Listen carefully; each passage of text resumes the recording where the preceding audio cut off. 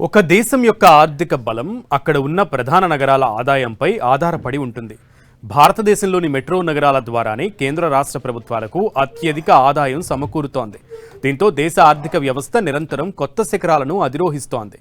ప్రతి సంవత్సరం దేశంలోని కొన్ని నగరాలు వాటి పురోగతి, స్థూల దేశీయోత్పత్తి జీడీపీ ఆధారంగా అత్యంత ధనిక నగర జాబితాలో చోటు దక్కించుకుంటూ ఉంటాయి. ఈసారి ఆర్థిక సర్వే నివేదికల ప్రకారం భారతదేశంలో అత్యధిక జీడీపీ ఉన్న నగరాల జాబితాలో దేశ ఆర్థిక రాజధాని ముంబై మొదటి స్థానంలో నిలవగా మన హైదరాబాద్ 6వ స్థానాన్ని దక్కించుకుంది. హైదరాబాద్ ఆదాయంలో అత్యధికం రియల్ ఎస్టేట్ రంగం నుంచి సమకూరుతున్నట్లుగా నిపుణులు చెబుతున్నారు.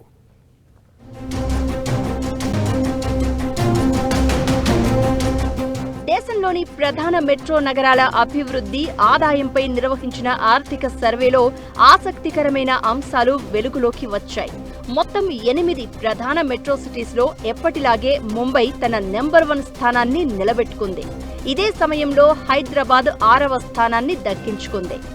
భారతదేశ ఆర్థిక రాజధానిగా పిలువబడే ముంబై సుమారు 27.8 లక్షల కోట్ల రూపాయల ఆర్థిక వ్యవస్థతో దేశంలో అగ్రస్థానంలో ఉంది. ఆర్బీఐ, స్టాక్ మార్కెట్, ప్రధాన బ్యాంకులు, బీమా కంపెనీలు, అనేక దిగ్గజ సంస్థల కార్పొరేట్ కార్యాలయాలు ముంబైలో పనిచేస్తున్నాయి. అంతేకాకుండా బాలీవుడ్ చిత్ర పరిశ్రమ ప్రధాన ఓడరేవు నగరంగా ఉండడం వల్ల ముంబైకి భారీ ఆదాయం సమకూరుతోంది.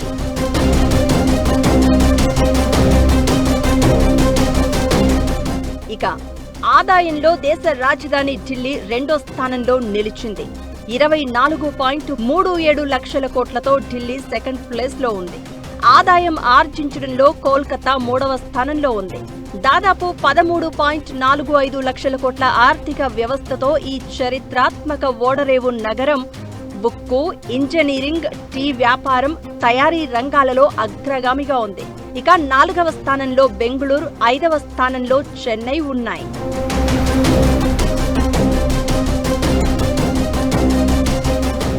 ఇక ఆదాయం సమకూర్చుకోవడంలో మన హైదరాబాద్ 6వ స్థానాన్ని దక్కించుకుంది. హైదరాబాద్ 6.7 లక్షల కోట్ల రూపాయల ఆదాయాన్ని ఆర్జించింది. పారిశ్రామిక, ఐటీ, ఫార్మా, వస్త్ర తదితర ఎగుమతి రంగాల ద్వారా భారతదేశ ఆర్థిక వ్యవస్థకు గణనీయమైన సహకారాన్ని అందిస్తున్నాయి.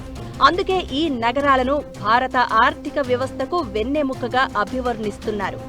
పరిశ్రమ, సేవలు, ఐటీ, స్టార్టప్ల ద్వారా ఈ నగరాలు కోట్లాది ఉద్యోగాలను సృష్టిస్తున్నాయి.